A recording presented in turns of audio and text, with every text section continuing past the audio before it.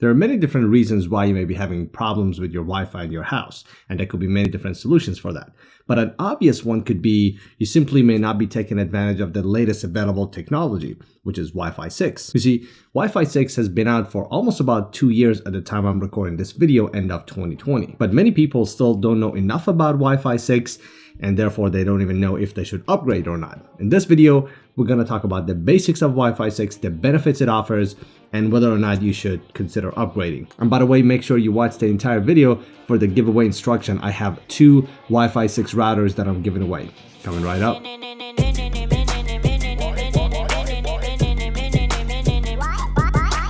What's up everybody, my name is Sean, welcome to my tech channel. If this is the first time you're stopping by and you enjoy tech content like this, you might want to hit that subscribe button, turn on the notification so you won't miss my future videos. So we're talking about Wi-Fi and whether or not you should consider upgrading to Wi-Fi 6. So go ahead, grab your favorite beverage and follow along. It's about 11 p.m. at the time I'm recording this video, so naturally my drink of choice is coffee.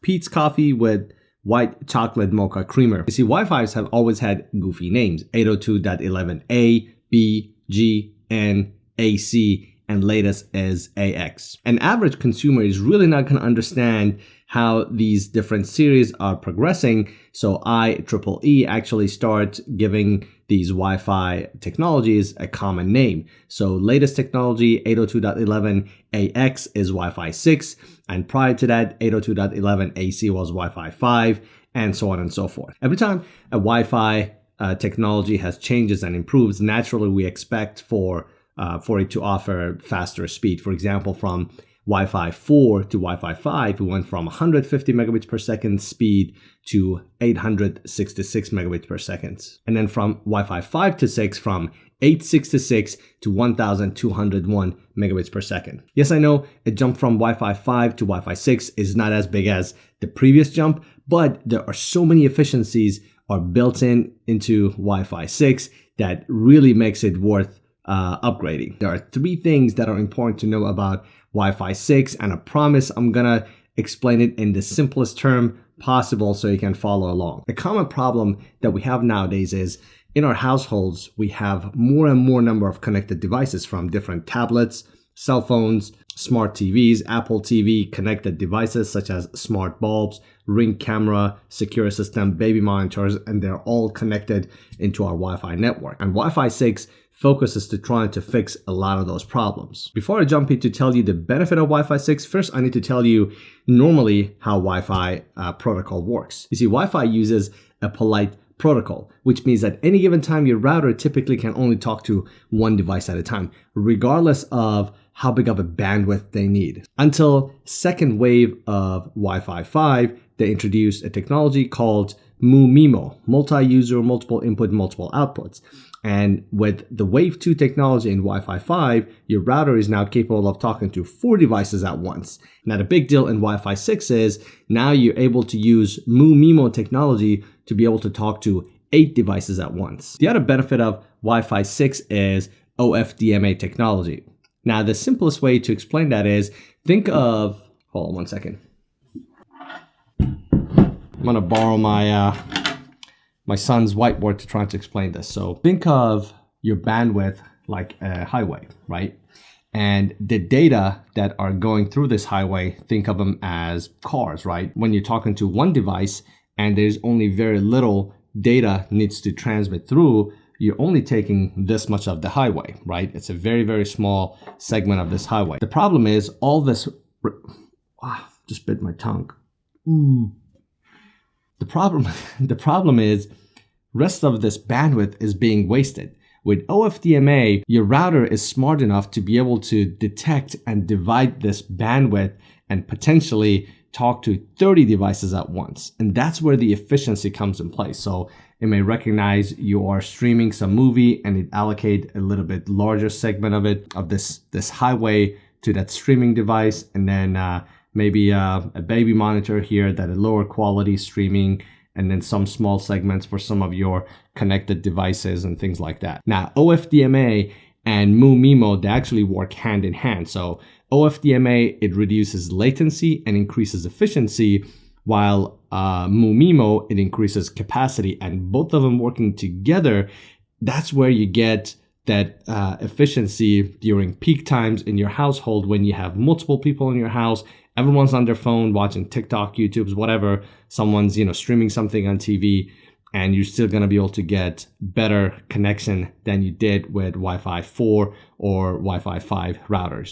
The third piece of advancement in Wi-Fi 6 is BSS coloring. Now, if you were to scan the signals in the air, there are a ton of data packets flying all over from your house, your neighbor's house, on both sides, maybe even across the street, right? And my router is always listening. All these interruptions that are coming from the neighbors and the surroundings, my router doesn't know which one of these signals is mine. So the only way my router can identify and distinguish between the signals from my house versus elsewhere is to actually listen to every single one of them.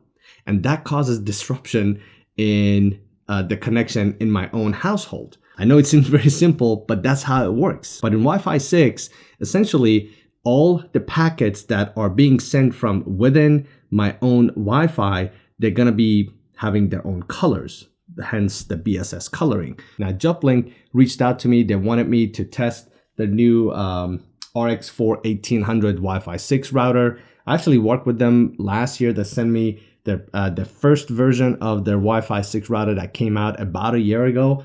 I was pretty happy with that. So when they said they have an enhanced model and they wanted to send over, I said, why not? Send it over, let me test it out. They're not paying me to review these units, so I'm just gonna give you my honest, unbiased opinion. And they have also agreed to give away 2 units. So if you're still watching this video, all you need to do is head over to my Instagram account, send me a DM, just say Juplink. I'm gonna put it on the screen somewhere here, and then comment down below and name your favorite car. So inside the box, we have a data cable, we have a power adapter, and we have the unit itself. We're gonna take a look in a second. And warranty activation card, tech support. Their owner's manual is in color.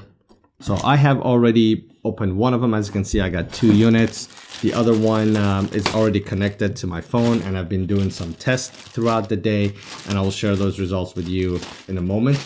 But let's take a look at the device and also the box to try to see what are some of the features we should expect from this unit. Quad-core processor, Wi-Fi Easy Mesh, which basically you can get multiple of these routers and you can turn them into a Wi-Fi mesh. WPA3 encryption support, enhanced parental control, dual band Wi-Fi 6 next gen speed. So this is pretty cool.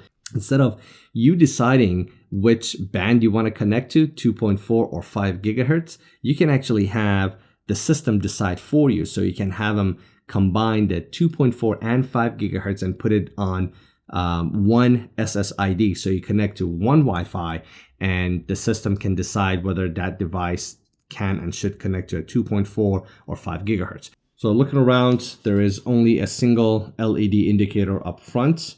In the back, you have a power button, power adapter, reset, WPS, a WAN port, which connects to your main modem, and then you have 4 LAN ports. So let me tell you about some of my test results. So I'm in a 3-story house. I set up the router on the first floor, and then I did 3 tests, 1 on each floor. So 1 on first floor, second floor, third floor. On each floor, I did the test twice to try to get an average of the speed for both download and upload. On the first floor, the average download speed I had was 239 and the upload speed of 150. On second floor, download speed of 249, upload speed of 151. And on the third floor, the average download speed was 185 megabits per second and upload speed of 122. So not bad. My house is about 3,000 square feet. As you can see, I get a decent coverage throughout the entire house. So the setup is really easy. You just connect this to the power and connect the provided data cable from this blue WAN port directly to your modem. For the first time when you're trying to connect, the password is 1234567 8. If you want to go into your dashboard and change some of the setting, you can go to router.jumplink.com. All right, so the last thing I want to check is what options we have available in the web dash. I'm just going to go to the same site. Okay, so it took a couple of tries. I'm not sure why. Maybe it will take a minute or two before the router will actually reset itself. So I went back to router.jumplink.com and it gave me the admin password. Oh, beautiful. So we have a really nice dashboard, pretty impressive. So this is the status screen. Let's try to take a look at the basics tab and see what options we have there. All right, so we have the wireless tab, then link mode, connection type, IP mode, your LAN IP configuration. Let's try to take a look at the advanced options. QoS, DHCP, VPN, application, mesh, and others.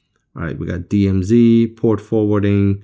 So lots of really good options. So I like that it's giving you almost full control and flexibility over how you want to use your router. I'm still looking for parental control. So it is under security. You can have a blacklist for URLs, parent control. So it looks like you can restrict the days of the week and the specific time that you want to restrict access, but it requires to put that direct MAC address. So this was it, guys. Hopefully you enjoyed this video. Honestly, I have reviewed a ton of different routers at different price points. This, I think right now is selling on Amazon for $110. So let's talk about the pros and cons. Number one, you are able to get a Wi-Fi 6 at only around $100. I think that by itself is amazing. Throughout my tests in the entire day, my speed was consistent. When I actually measured the speed throughout the entire house, that speed was satisfactory and consistent. I also like the fact that I can access the entire dashboard from my phone. Many other routers, you can access all of the features through a web portal only if you use a laptop or a computer. That's why I actually had my laptop here ready to try to check it out that way. So that is a really nice feature. What are some of the things I don't like about this? Honestly, not a whole lot. The only thing that's me being super picky is the parental control. I wish you would give me a list of already connected devices and I could select one of them and restrict it instead of type the whole MAC address. So this was it. Hopefully you guys enjoyed this video. If you hadn't had a chance to enter the drawing, like I said, just go ahead, send me a DM, just say Juplink so I know which video you're referencing. I do get a ton of DMs, so if I don't respond to you, I'm not ignoring you. I promise I get all the DMs you guys are sending me. And then you also need to drop a comment down below in this YouTube video and name your favorite car. And before you guys sign off, if you hadn't had a chance to like this video, please do so. Making these videos take a long time and that will be a great help. Thanks for watching and I'll see you in the next one. The problem is all this... just bit my tongue.